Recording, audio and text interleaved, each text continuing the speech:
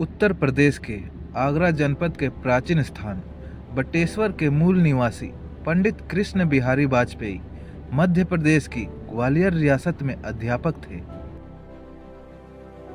उनके पिता कृष्ण बिहारी वाजपेयी न केवल ग्वालियर में अध्यापन कार्य करते थे, बल्कि वे हिंदी और ब्रज भाषा के सिद्धहस्त कवि भी थे। अटल जी को काव्य का गुण अपने पिता से ही विरासत में मिला।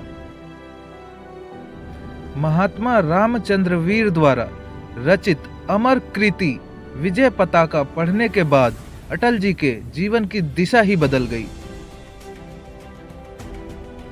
उनकी बीए की शिक्षा ग्वालियर के विक्टोरिया कॉलेज, जो कि अब लक्ष्मीबाई कॉलेज है, में हुई।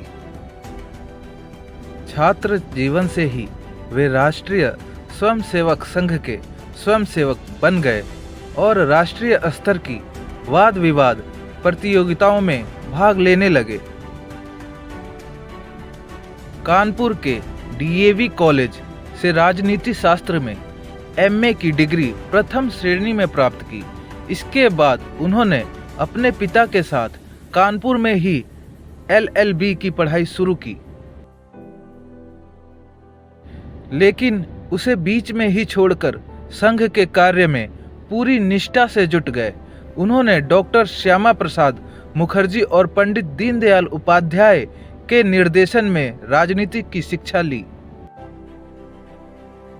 साथ ही राष्ट्र धर्म, दैनिक स्वदेश और वीर अर्जुन जैसे पत्र पत्रिकाओं के संपादन का कार्य भी कुशलता से संभाला। सर्वतोमुखी विकास और असाधारण कार्यों के लिए 2015 में उन्हें भारत रत्न से सम्मानित किया गया। वे भारतीय जनसंघ की स्थापना करने वालों में से एक थे और 1968 से 1973 तक उसके राष्ट्रीय अध्यक्ष रहे। 1952 में उन्होंने पहली बार लोकसभा चुनाव लड़ा, लेकिन सफलता नहीं मिली। फिर भी उन्होंने हिम्मत नहीं हारी और 1957 में बलरामपुर जिला गोंडा उत्तर प्रदेश से जनसंघ के प्रत्याशी के रूप में जीतकर लोकसभा में पहुंचे।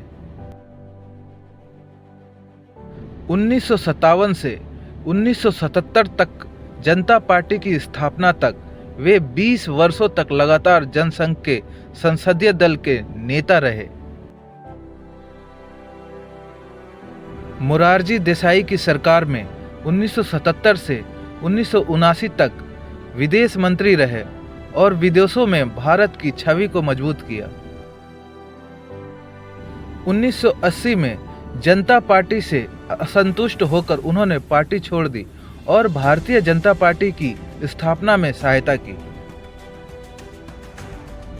6 अप्रैल 1980 को बनी भारतीय जनता पार्टी के अध्यक्ष पद की जिम्मेदारी भी वाजपेयी को सौंपी गई। वे 2 बार राज्यसभा के लिए भी निर्वाचित हुए।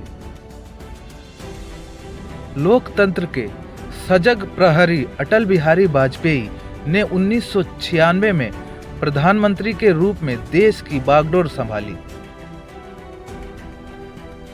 19 अप्रैल 1998 को पुनः प्रधानमंत्री पद की शपथ ली और उनके नेतृत्व में 13 दलों के गठबंधन की सरकार ने 5 वर्षों में देश के भीतर प्रगति के कई आयाम छुए।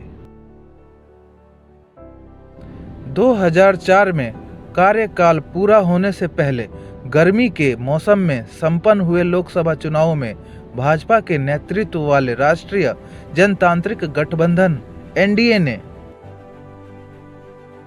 वाजपेयी के नेतृत्व में चुनाव लड़ा और भारत उदय, इंडिया शाइनिंग का नारा दिया।